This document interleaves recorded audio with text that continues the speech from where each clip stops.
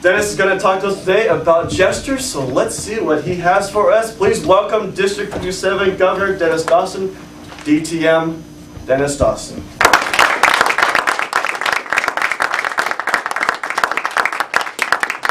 Let me just point out what a fantastic Toastmaster we have today. Come on, let's hear it for Chris Claude! Let's hear it! Come on, people! Chris Claude, the best Toastmaster! Come on! What is the matter with you people? Is this an family rally? Could it possibly be that you detect some insincerity in what I'm doing here? In fact, you can tell right away, can't you? If I'm not being sincere, it's plain as day. And it's plain to everybody in the audience. You don't have to be an experienced Toastmaster to know this. So what I want to do today is show you my way of working into my gestures. This is not the way, it may not be the best way, but it's how I discover the gestures that I use when I speak. The first thing I have to do is teach you everything to know about gestures. You ready? Ready. Stand up. If you can't see, copy your neighbor. I'll bet you all can. First off, this is rest position. All right? This is not rest position. This is, oh my God, make it stop position. Okay? Rest position, right here. Relax. Bend your knees. Don't lock your knees. If you lock your knees, you're going to pass out. So always have your knees slightly bent, your hands in front of you, and relax. Relax. And then when it's time to pull the guns out of your holsters, boom, they're there. Now when I'm nervous and I'm not well prepared, my hands are up here the whole time. You ever see that? Sure. Somebody just can't get their hands below their waist. When I catch myself doing that, I force them down. Put them down here. Just the act of doing that relaxes me. And I have to be relaxed, otherwise I sweat. All right. Second thing you have to know is how to point.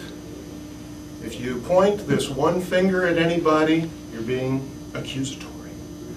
You're being rude. Nobody likes it. I'm keeping it at the ceiling. Not pointing it at anybody. So if you're going to point at anybody, you have to do the Disney point. 2 fingers. You're great. No, you're great. How about you? You're great. Come on, let's try the Disney point. You're great. You're great. You're great. Or you can do the whole hand. Some of the Disney tour guides do the whole hand. You're fantastic. You're great. Everyone, we're going to the left. If you need to use the washroom, this is the time to do it. Okay? Excellent. And the third thing you have to know, no mirror gestures. I don't mean you can never do the mirror gestures, but some people look like you could divide them down the middle and they will have perfectly symmetrical gestures all the time. Their hands are always doing this and that and the other. It's okay to drop one hand and use the other. In fact, it's nice to mix it up. Then when you use both, you can use them both with power. So let's try not using mirror gestures. Everybody, both hands up. Drop your left hand. Very good. I saw that. No, you caught yourself. It's good.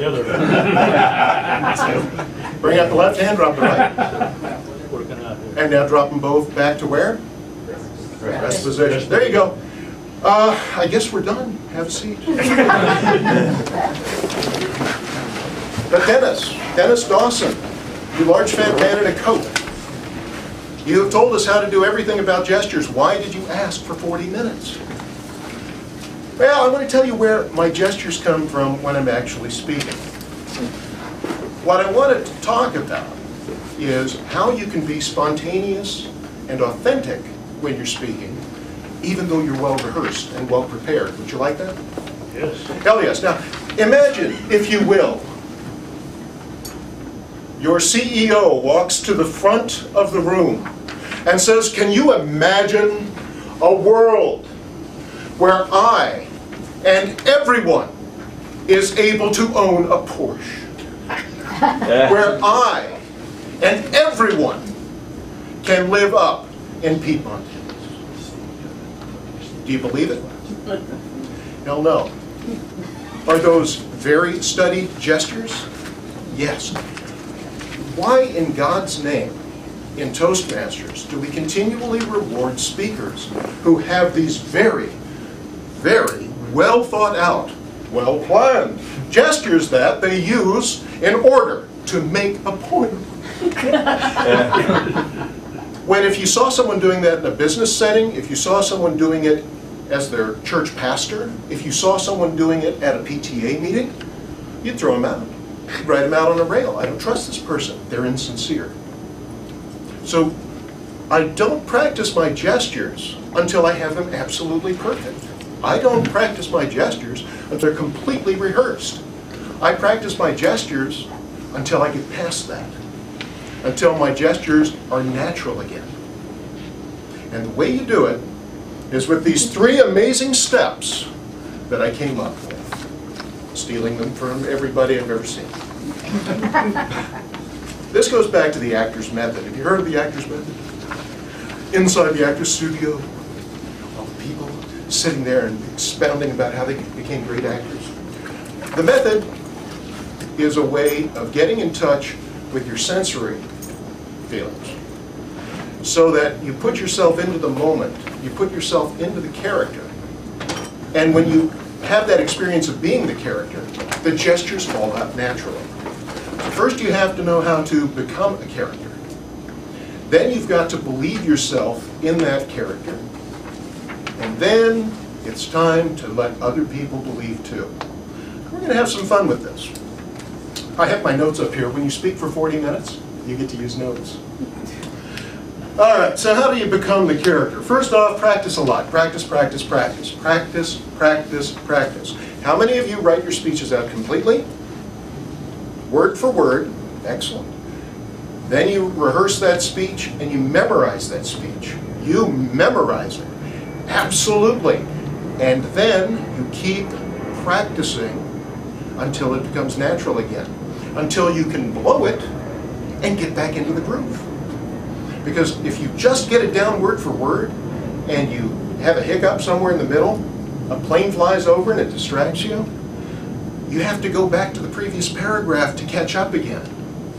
So you have to keep practicing your words until you can blow it and recover. And you've got to keep practicing your gestures until you can do them incorrectly and get back into your speech and not have it throw you off your game. All right. So, how do you become the character? Well, first off, I really think about the character that I'm trying to create. Try to get inside that character's mind.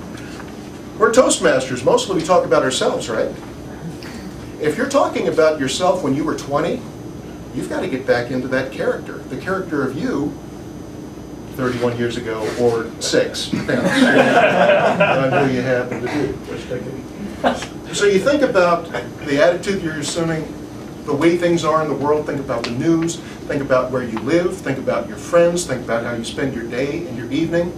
Try to bring back some of that feeling so that you're going to express it in all of your body movements. I might act more spry. I might act like I've actually run in the past year. Something along that line, if I were trying to be 20 years old. You have to be careful about this, though, because if you're going to become the character, you've got to know how to be the character, and you've got to do it in an effective way. I was telling a story not long ago where I was a leprechaun, and I was going all over the world. And there was this little dog, and the dog was chasing its tail. And I said, "Little dog, what you doing there?" And I thought that the best gesture for that would be to run in a circle. I'm chasing my tail. Well, there's only one problem. I'm turning my back. And I'm not a young man anymore. I can't do that. I get out of breath. And so that gesture didn't work. What I needed to do was watch the dog. And he's going around in a circle. Right there, what you doing, little dog? I'm chasing my tail. Well, I can do this all day. Facing the audience. So the gesture didn't work. I turned it around and turned it into something that does. Now, I saw another fella at one of our District 57 contests. He was giving a great speech. District finals. Really good speaker. He was talking about how he had thrown a ball to a little girl and taught her how to catch the ball. And she was so happy that she skipped for joy. And he showed how she skipped for joy.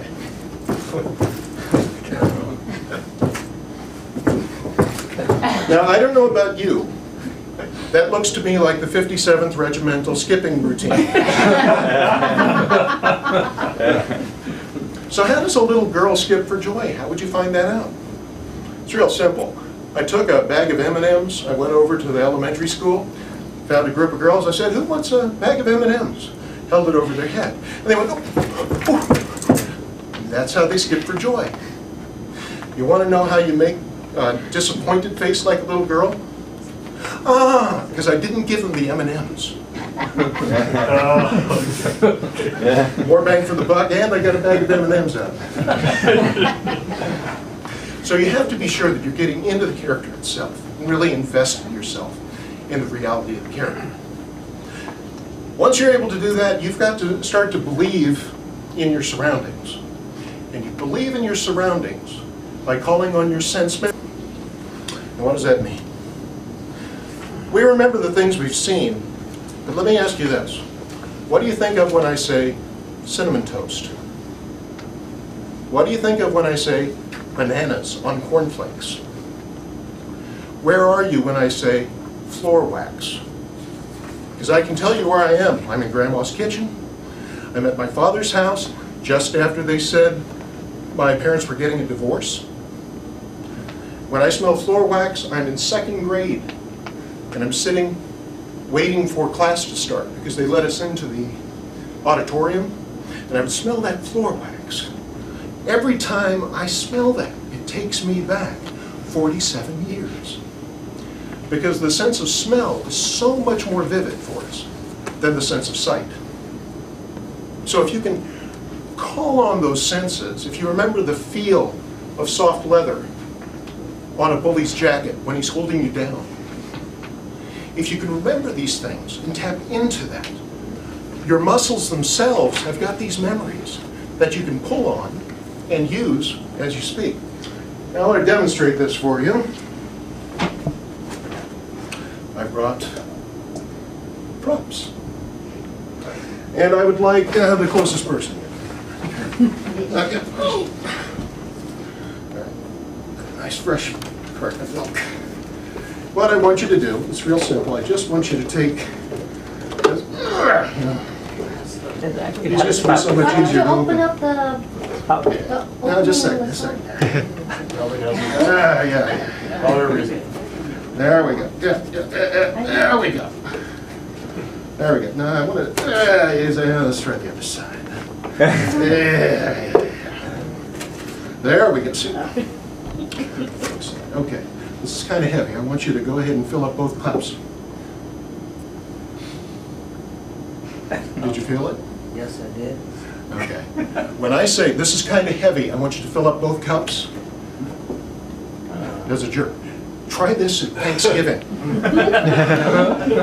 Take an almost empty carton of milk and go, oh, careful. Hand it to somebody, and when they pick it up, they're, because their muscle memory tells them, hey, here comes a heavy carton of milk. I have to be ready for it. There we go. It's just water. It's okay. It's empty. Couldn't open it in advance, you know. Usually you would prepare the problem. So you can play on these muscle memories. If you can call them up yourself and put them into play, they will take you back to that spot so that you can invest yourself in the character, believe yourself in the character, and your gestures become more natural. You want to be sure that you actually believe in what you're seeing, what you're feeling, what you're doing. Because if you don't, just as I was making a complete idiot out of myself at the beginning, trying to get you to clap for Chris, if I'm not 100% sincere when I'm speaking, you can see it instantly. I saw someone else in a contest. I always pick on people in contests because I never won. I saw a woman in a contest. She was giving a very touching speech about her father. She was talking about a hot air balloon as a metaphor for his death. And she watched as that balloon floated off into the distance. And she lost the contest. And I'll tell you why. I could see it immediately. She was looking at her hand. She wasn't watching the balloon. And she was counting in her head, 1, 2, 3. I think that's long enough. And slowly put it down. What she should have done is watch the balloon go. You see how I shift when I'm watching the balloon? I shift the weight to my front foot. I can't help but do it. And because she had done this and just looked at her hand, something felt wrong. Something felt insincere. The whole audience wasn't sitting there saying, oh, look at that, why didn't she shift to the ball of her left foot? Oh my God, F, I tell you. No, she just didn't seem authentic anymore. And the second you come off as being insincere in speech, when you're giving this very important, very meaningful speech, it's really clear. So you have to see it, you have to feel it. You remember the story of the fella who got his hand cut off, grabs it, holds it on, he runs over to the doctor, he says, doctor, can you sew my hand back on? The doctor says, sure, it'll be $30,000. He says, $30,000? Be crazy? I don't know. He runs outside, he runs into a friend, he says, hey, my brother's a butcher, come on down. So he goes down to the butcher, he says, can you sew this back on? She says, ah, sure, 15 bucks. All right. So he sews it back on. Everything's great. He's walking down the street, sees the doctor that evening. He says, hey, doc, $30,000, here's what I think of your $30,000.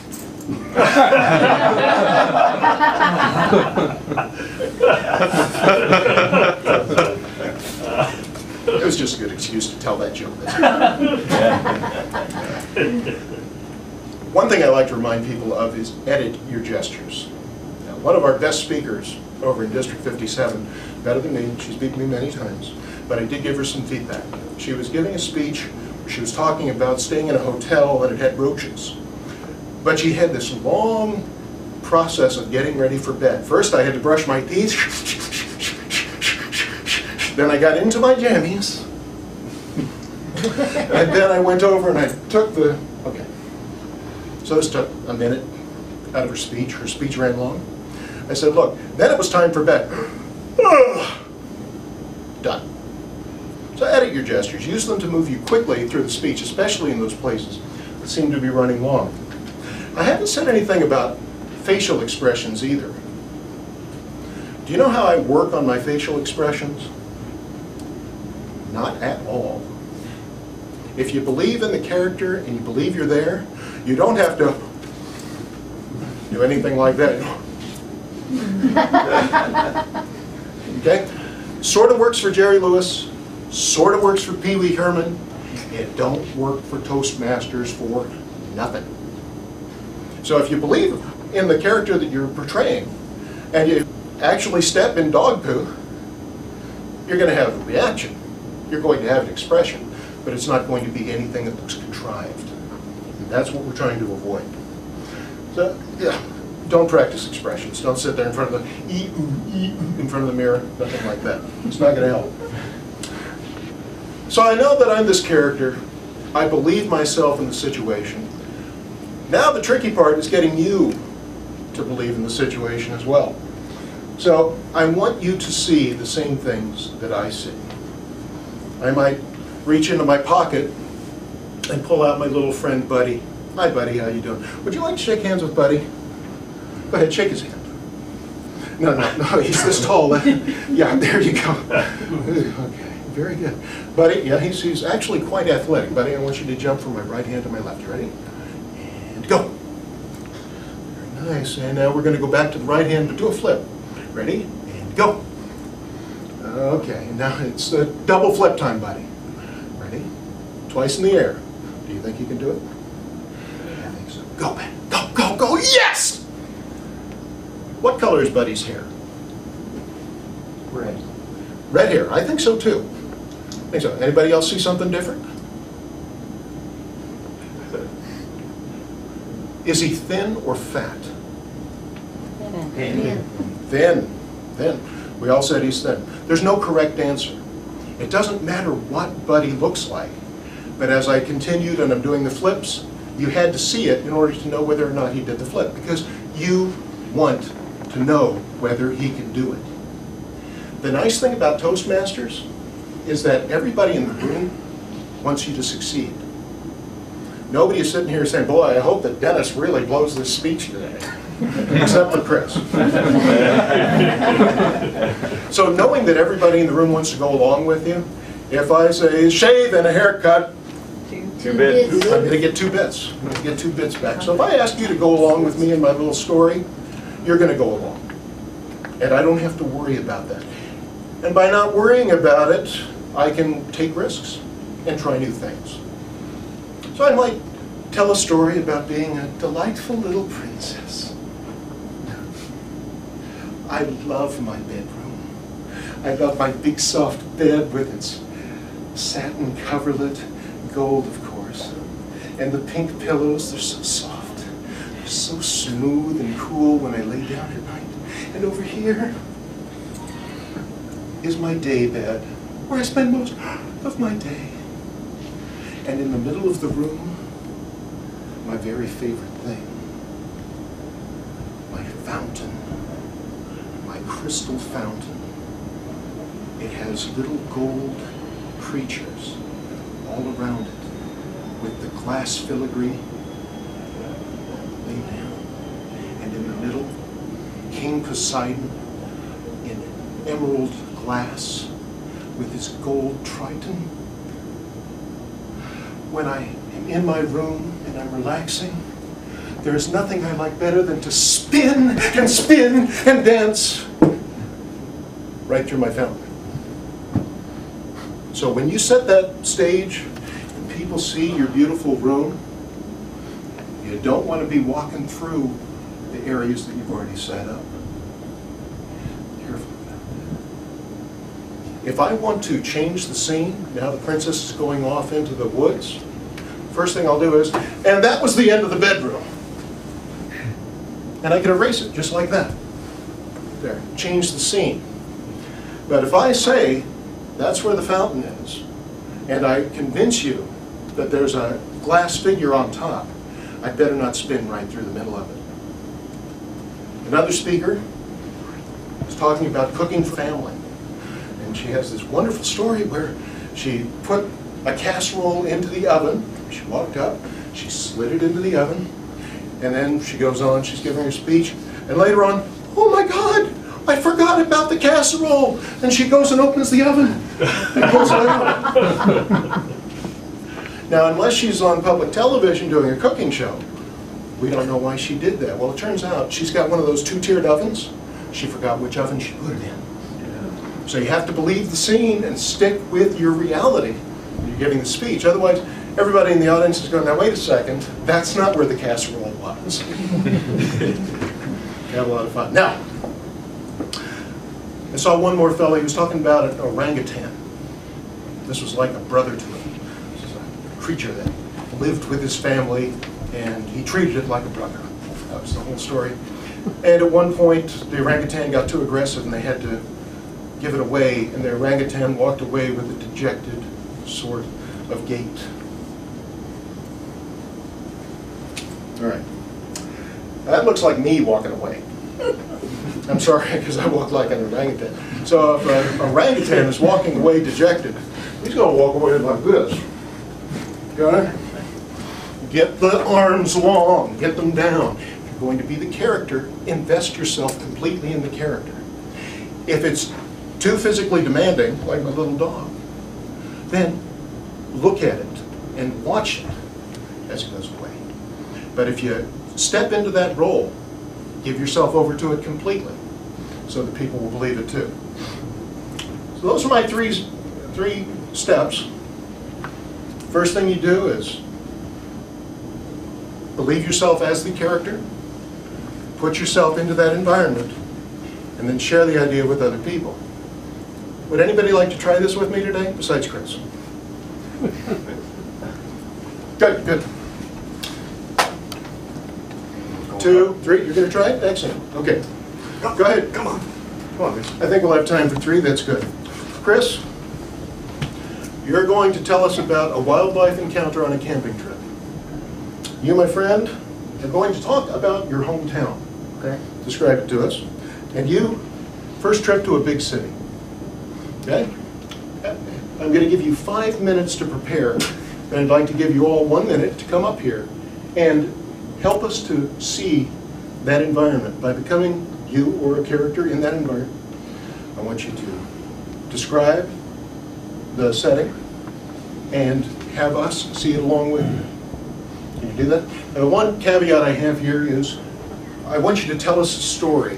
I don't want you to have to actually live it like I was being the princess at that point. So I want you to tell us a story and describe things. You don't have to actually be in the first person. Get it? Questions? Have a seat, relax. We'll pull you up in a couple of minutes. While they're preparing, do you have any questions? Before we Q&A? Oh, please. So you mentioned that you don't look in the mirror and practice your facial expressions, but do you actually watch yourself doing your gestures on video before your speeches? It's so funny. I've got my video playing over there. I watch myself on video, but it's pure vanity. I just think I'm the best. I love to watch myself speak, and so I'm always just, I turn the video on. I also teach drawing to 5th graders in the neighborhood, so I'll do my drawing lesson and videotape it, and then I'm editing it, and it takes me forever because I just love to watch myself. But do I sit there and watch myself and say, oh, you're doing that gesture wrong, you're doing that facial expression? Only in the very broadest terms, the very broadest sense of it. I would probably simply say, you don't leave it there, and it's obvious. Why did you open your belt curtain that way as opposed to using a screw? Because it would be very obvious that it had already been opened if I couldn't pull the little plastic thing out of the middle. You could have stuck it back in. I'm sorry? You could have stuck it back in. You're right. Well, you're smarter than I am. It was obvious there was something going on with this. Not just that, but I actually tried that and it fell in. Oh, okay. Yeah. Glue. No, that's good feedback. I'm not sure how to ask this, but you have given yourself permission to just act outrageous. You have big gestures, you have loud gestures. That doesn't come easy for lots of people. How did you work on that? Or? Most people will tell you I worked on toning it down. But I think that you're absolutely right. The key is giving yourself permission to make a fool of yourself. And there's no better place to make a fool of yourself than Toastmasters, because everybody wants you to do well. So if you have trouble, and we do have trouble, I have a club, the Prep Squad. I guess it's kind of similar to this, where we work with people to help them to win contests. And we will sit there and scream at people from the back of the room, louder, louder, you've got to let it go, until they'll actually scream back at us and really give us that power for it. So you can work at it if you need to, I suppose, but this is the place to do it. I'm speaking later on. I'm doing a project on the interpretive reading manual. Oh, I love that. But the manual asks you to be control the gestures. Do you have any tips for me? One of the things with interpretive reading, even though really you should have it pretty well memorized, you've got the book, and so you've got to limit yourself to gestures with one hand. And you have to maintain that book, and I think that's what really limits you from doing too much. They don't want you jumping around when you're holding the reading material. Okay. All right, who'd like to go first? Okay, Chris. Chris, you're going to... Great job. So, share a wildlife encounter with us. Okay. This is a story about a man who went camping. And of course, when you go camping, you go on a hike. Now, just for argument's sake, let's call this man Dennis. Dennis came from a hike and he had such a great time, but it was something he hadn't done in admittedly over a year. So he's very, very, very sore, right? So he takes a rest in his tent here. And during the night, when he's resting, he hears something. Okay, so he wakes up. What was that? What is that? Well, so he gets out of his tent and looks around, and he's kind of sore, but he says over his campfire, okay, all the meat he was cooking on his campfire is gone. But some of it is still there, some of it's kind of eaten. What could have eaten it? Okay, he looks around, he's kind of scared, he's kind of nervous around, looking around for it. He looks around his tent, maybe, nothing around there. Then he figures, well, if it was out to get him to eat him, it's probably just, it would have done it by now. But since it hasn't, it's probably just a small animal, so he gets angry. Where is that thing that ate my food? Where is it? Well, maybe it's, oh wait, I see something behind that bush over there. I think he's gonna go over there and get it, and he's gonna look, right on the count of 3, he's gonna look behind the curtain. Ready? 1, 2, 3. And that's the end of the story.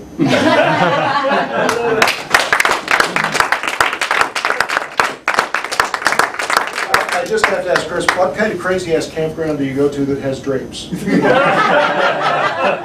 kind, District 57 kind. Now, what was the animal? Something that ate him and thus ended the story. I see. And the most unbelievable part of your story was that you hid behind this, and I could never do that. You're my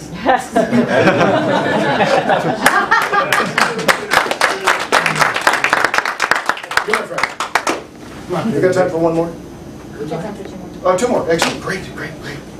All right, and you're going to take us back to your hometown. Not ready yet, but we gotta be ready. So I'm sleeping on my bed, and I slowly wake up to the wallowing music that is coming from outside my home. And I wake up and I'm ready to have my breakfast.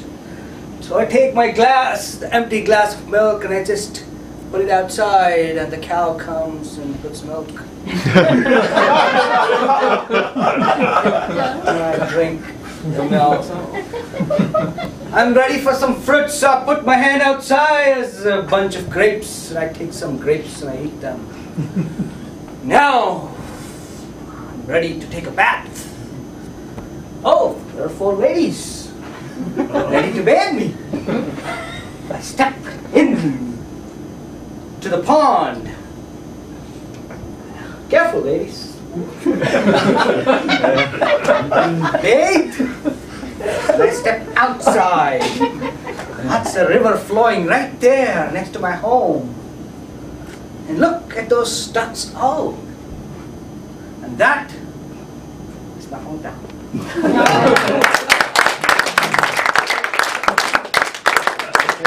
So the first question is, what kind of crazy-ass hometown do you live in where cows come and give you milk? Silicon Valley. Cupertino. I was asked, can I move there? But apparently I live on the wrong side. I'm in the Rancho Rinconada section. Now I want to point something out. I always like to pick on people. It was great the way you described the bath and you're ready to get in.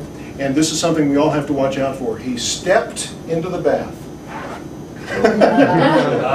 Stepped in with this foot really dramatically, and this one right through the water all over the place. So it's a lot of fun. But I like the 4 minutes. Yeah.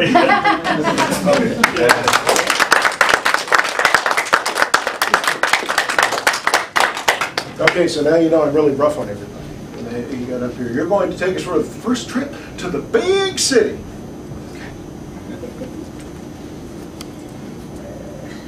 One afternoon, I'm seriously working and sincerely debugging something. The manager is coming. Shut up! Get ready. Pack your suitcase. You have to travel Hong Kong day after tomorrow. Up to that point, I never went out outside of India. A bit surprised. What happened? He told the consultant who is already there on project become sick, and you have to go and replace him. School? Definitely. Day after tomorrow, I know that. What about the visa? We are going to take care of all those stuff. Going to Hong Kong, you don't require visa. Your passport is enough. We are going to stay only 10 days over there. That's it. Okay? Cool. Come back. I traveled to Hong Kong. and I got down. And they have given some information who will come and pick me in the airport. And a cab driver has come and is showing a flash card, showing that my name near the McDonald's. That is only the hint they have given. I went to McDonald's and see no one is there. And I saw around, it's McDonald's in the first floor of that airport. It's a very big airport. So many people are doing different things there. I'm a bit scared where to go. In fact, I did not have my hotel address also with me. Simply sat in the corner and watching who's doing what. A bit scared. And feeling everyone is looking at me and they are suspecting something. I was scared. Meanwhile, that taxi cab driver has come. He started telling, I'm sorry, there's a little bit of issue with the traffic.